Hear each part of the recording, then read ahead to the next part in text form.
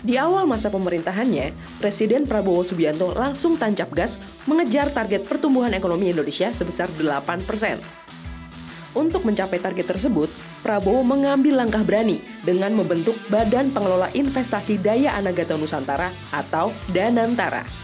Danantara bakal jadi super holding yang mengelola investasi terbesar di Indonesia. Dana kelolaannya lebih besar dari jumlah APBN. Tujuannya untuk mengelola aset negara secara lebih optimal dan dengan koordinasi yang lebih terarah dan efektif. Danantara akan fokus mengelola aset dana yang dipisahkan dari APBN, seperti 7 aset BUMN besar, yaitu Mandiri, BRI, BNI, PLN, Pertamina, Telkom, dan Main ID. Di mana gabungan aset yang dimiliki mencapai hampir 9.000 triliun rupiah. Selain itu, Danantara juga akan mengelola Indonesia Investment Authority atau INA, dan Sovereign Wealth Fund atau SWF yang sudah ada sebelumnya dengan aset sebesar 163 triliun rupiah. Jadi, total aset yang dikelola Danantara bakal mencapai sekitar 9.049 triliun rupiah atau sekitar 571,6 miliar US dollar. Harapannya sih, investasi ini akan difokuskan untuk kesejahteraan sosial ekonomi, di mana keuntungannya dapat dialokasikan untuk membiayai program-program pembangunan seperti infrastruktur, kesehatan, dan pendidikan. Kehadiran Danantara ini mirip dengan Temasek Holdings, perusahaan investasi milik Singapura.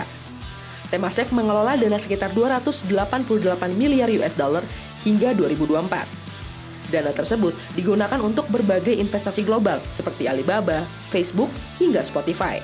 Temasek berhasil mengakumulasikan modal yang tak hanya menghasilkan keuntungan finansial, tapi juga menjadi salah satu pilar utama pertumbuhan ekonomi Singapura.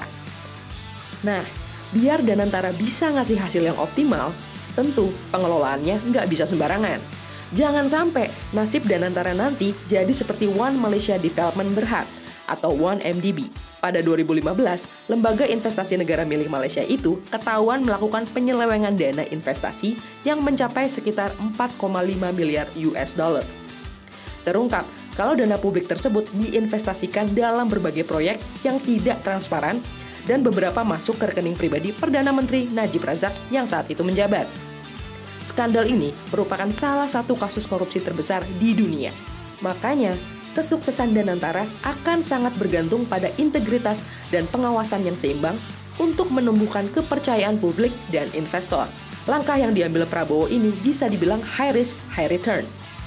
Danantara bisa menjadi Temaseknya Indonesia atau malah berakhir konyol, seperti 1MDB. Nah, kalau kalian optimis atau pesimis nih sama keputusan presiden baru kita yang satu ini? Share pendapat kalian di kolom komentar ya.